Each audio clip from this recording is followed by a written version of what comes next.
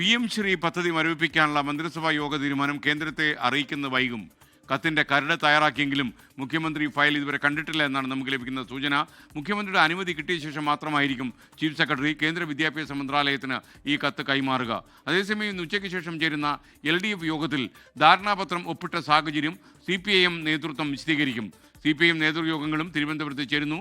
R. Sreejith തിരുവനന്തപുരത്ത് നിന്ന് വിവരങ്ങളുമായി ചേരും. അത് പ്രത്യേകിച്ചും LDF യോഗവും CPIMന്റെ വിശദീകരണവും ശ്രീജിത്ത് കൈകാര്യം ചെയ്യും. എന്നാൽ ഉമേഷ് ബാലകൃഷ്ണൻ കേന്ദ്രത്തിന് കത്തയക്കുന്നതിലെ കാലതാമസം എന്തുകൊണ്ട് എന്ന കാര്യം പരിശോധിക്കും. ആദ്യം R. ശ്രീജിത്തിലേക്ക്. ശ്രീജിത്ത്, ഗുഡ് മോർണിംഗ്, പറയൂ വിവരങ്ങൾ.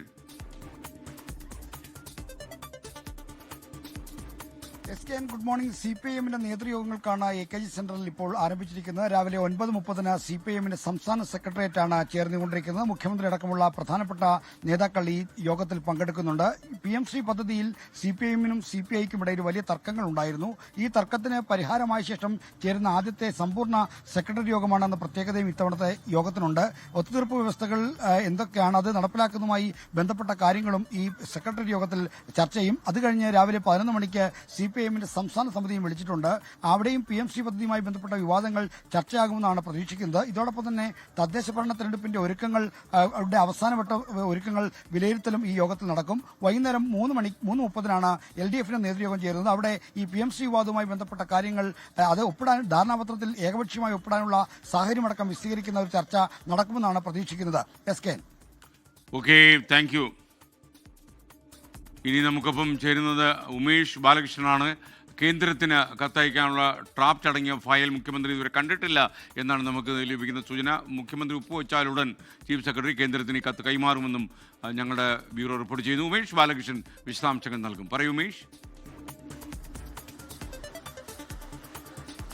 കഴിഞ്ഞ മന്ത്രിസഭാ യോഗമാണ് PM ശ്രീ പദ്ധതി താൽക്കാലികമായി മരവിപ്പിക്കാൻ തീരുമാനിച്ചത്. പക്ഷേ ഇത് കേന്ദ്ര വിദ്യാഭ്യാസ മന്ത്രാലയത്തിന് ഇക്കാര്യം അറിയിക്കണം. ഇത് അറിയിക്കാമെന്ന് ഉറപ്പ് നൽകിയിട്ടുണ്ട്.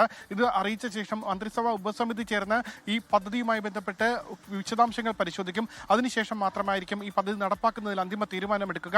പക്ഷേ ഇതുവരെ ഇതുമായി ബന്ധപ്പെട്ട മരവിപ്പിക്കാനുള്ള അറിയിപ്പ് കേന്ദ്രത്തെ അറിയിച്ചിട്ടില്ല. ചീഫ് സെക്രട്ടറി ഇതുമായി ബന്ധപ്പെട്ട ഡ്രാഫ്റ്റ് തയ്യാറാക്കിയിട്ടുണ്ട്. മുഖ്യമന്ത്രി കണ്ട ശേഷമായിരിക്കും അയക്കുക. പക്ഷേ ഈ നിമിഷം വരുന്ന ഏറ്റവും വലിയ വാർത്ത എന്ന് പറയുന്നത് വീണ്ടും PM ശ്രീ പദ്ധതിയുമായി ബന്ധപ്പെട്ടുള്ള ചർച്ചകൾക്ക് കളമൊരുങ്ങുന്നു എന്നുള്ളതാണ്. 10-ാം തീയതി വിദ്യാഭ്യാസ മന്ത്രി V. ശിവൻകുട്ടി ഡൽഹിക്ക് പോകും. 10-ാം തീയതി തൊഴിൽ മന്ത്രിമാരുടെ യോഗത്തിലാണ് മന്ത്രി പോകുന്നത്. പക്ഷേ കേന്ദ്ര വിദ്യാഭ്യാസ മന്ത്രി അന്ന് കാണാനുള്ള ശ്രമങ്ങൾ നടത്തും. പ്രധാനമായി SSK ഫണ്ട് ലഭിക്കുക എന്നുള്ളതാണ് ലക്ഷ്യം. SSK ഫണ്ടുമായി ബന്ധപ്പെട്ട ആദ്യ ഗഡു കഴിഞ്ഞ ബുധനാഴ്ച ലഭിക്കുമെന്നായിരുന്നു ആദ്യം അറിയിച്ചിരുന്നത്. അതിനുശേഷം വ്യാഴാഴ്ചയും കാത്തു.